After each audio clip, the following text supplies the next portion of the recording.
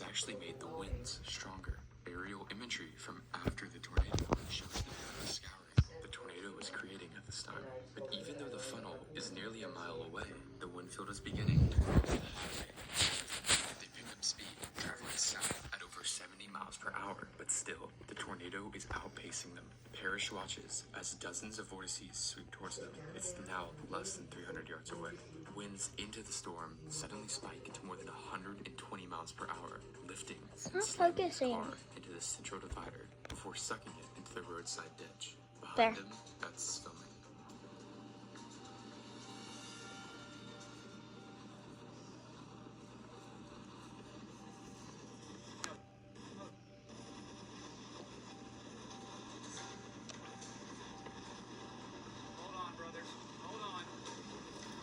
Oh my gosh.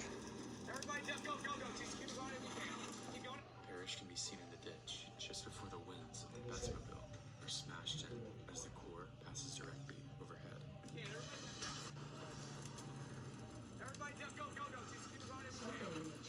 Parrish can be seen in the ditch just before the winds. Sorry.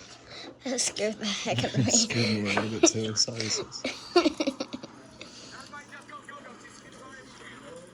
Parrish can be seen in the ditch just before the winds of the Betsmobile are smashed in as the core passes directly overhead.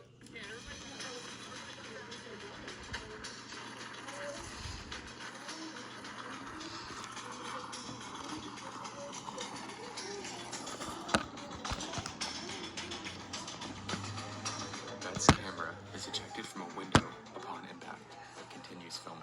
The Betsmobile can be seen rolling away with the 3 occupants still inside. To the north, a separate tour group operated by Randy Walton is attempting to navigate through the traffic jam of chasers on Reno Road. Their tour group is about 30 seconds ahead of Henderson. Instead of continuing east like Henderson, they turn north. 50 seconds later, they approach the intersection of Highway 81 and a road named Reuter Road. At this exact same time, the TwistX crew is now approaching Highway 81. Neither TwistX nor Henderson are aware of the incredible speeds at which the tornado has expanded eastwards. Tim says, "We're probably going to have to cross 81 if this road is good, and then try and drop down if we got some viable roads." They pull up behind the Yaris. The driver is Storm Chaser Dan Robinson. Robinson has a rear dash cam rolling, filming TwistX right behind him. Robinson looks south and also sees the tornado crossing the highway. This convinces him to continue east onto Reuter Road. TwistX decides the same.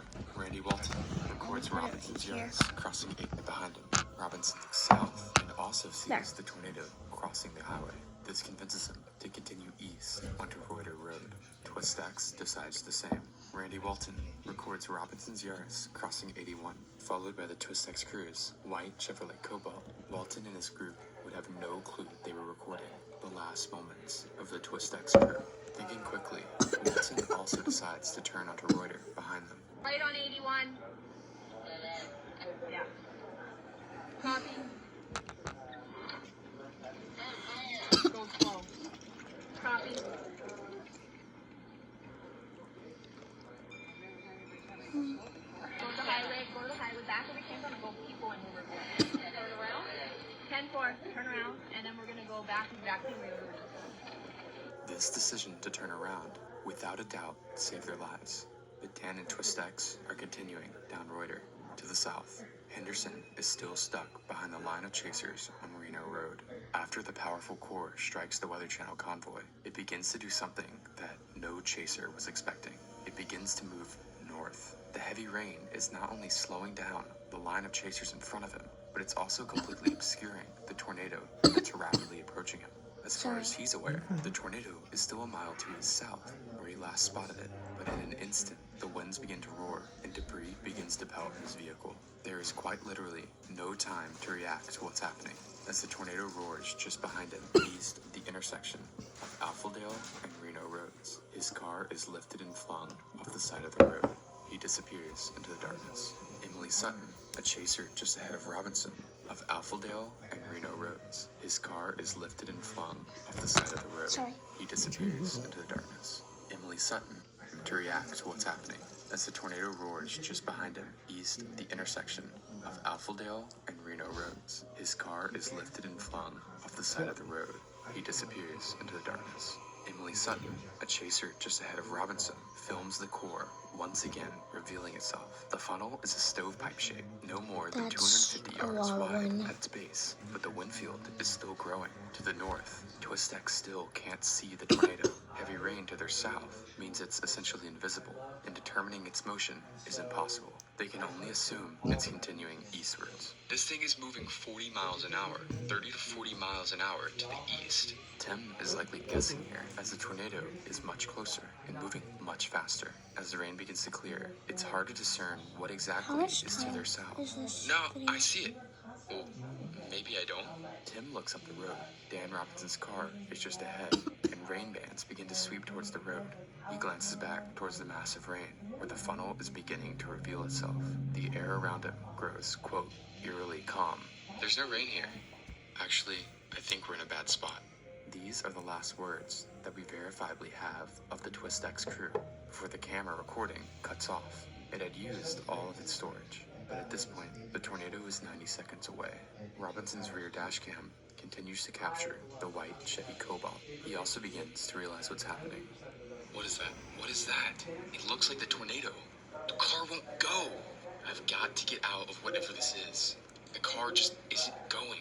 Twistex's Chevy, with less power than Robinson's Toyota, Oh my falls god, what behind is him. that? The rear dash cam captures the car disappearing from a pair of headlights to a single Is speck that of a light. tornado? And soon, the tiny speck It's of light like is a extinguished. simulation The wall of of the darkness tornado. has consumed the road. What is a Oklahoma simulation Highway of the Patrol tornado? Officer Betsy Like instead of Randolph showing the is footage, nearby they just and is show listening to her radio. kind of when what she hears happened. a They show the disturbing red shout, thing as "We're the going tornado, to so die. you see the We're shape. going to die." It The wasn't transmission actually red went like dead that. immediately afterwards. It is believed that this transmission was from the Twistex vehicle as the main circulation.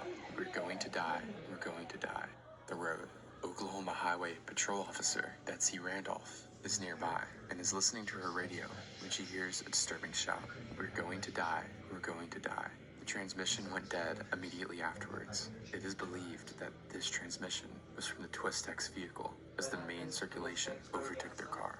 By the time Robinson pulls clear of the tornado, it has grown to its full width, an incredible 2.6 miles wide. The rain has fully cleared, and now the inner mechanisms of the disgusting monster can be seen.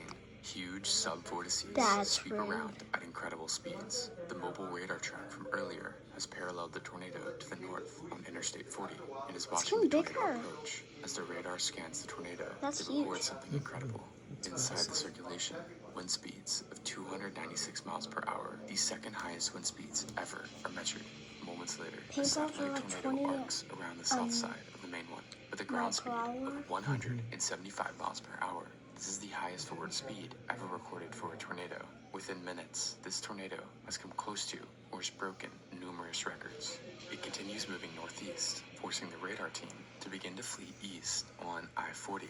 But here, they realize the magnitude of the disaster that is about to unfold.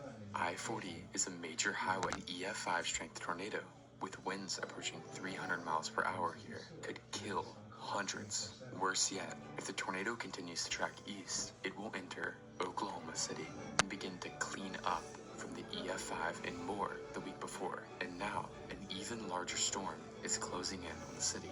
The panic only worsens the mob of cars congesting the interstate. But even when the situation seems like it couldn't get any worse, the lead newscaster for the Metro, Mike Morgan, says this live on air. Need to be. If you're going to go south right now, if you don't feel safe, go south. Get out of its way. Reed Timmer is on that. Reed, what do you have? This dire language prompts tens of thousands more to attempt to flee the area towards the south, bringing the area's already heavily congested traffic to a complete standstill. Thousands are now We stuck can't in have the a tornado path 'cause of this it's massive, like humid violent outside. tornado. Its erratic movement We means can't warn Texas. forecasters It's have too cold no to have a idea tornado today. what it's about to do next. It happens If it during hot continues weather. eastward, it will follow I-40, where hundreds of cars are stuck. It's not The too outcome humid of a and violent it's tornado too hitting this traffic jam could be a death toll in hundreds. The tornado is once again hidden by rain as it approaches I-40. Sub-vortices Not like still cold, sweep cold, it's around the like- main circulation, one of which Kinda strikes like- a small neighborhood of homes. da-da. Fortunately, The fast 440, it loops before heading due east. Following the interstate, hundreds of cars and structures are now in the path. Beyond the interstate, the densely populated suburbs of the Oklahoma City metro are now in direct sight. It's not long until chaos begins to ensue on the interstate. Numerous 18-wheeler trucks were toppled. People's cars were picked up and rolled, and while many were able to survive, this luck would not last. Maria Martin, her husband, and their 3 children had pulled over their minivan onto the side of the interstate, hoping the tornado would pass by. Only the husband and 2 of the children were still inside the vehicle, injured but alive. Maria and her 17-day-old baby passed away. Just as the core of the tornado inches near the highway, a miracle seems to occur. The circulation begins to become increasingly messy and is weakening. Within a couple of seconds, the tornado would disappear into nothing. As the storm passes, law enforcement and chasers comb over the damaged path, racing nightfall to try and help those affected by the tornado. Fortunately, no structures were hit by the strongest winds of the tornado. If they had, EF5 damage could have easily been inflicted and more people could have died. But the real tragedies that occurred during the tornado were in vehicles. Along Highway 81 and I-40, dozens of cars have been flipped or rolled, but so far, no deputy dug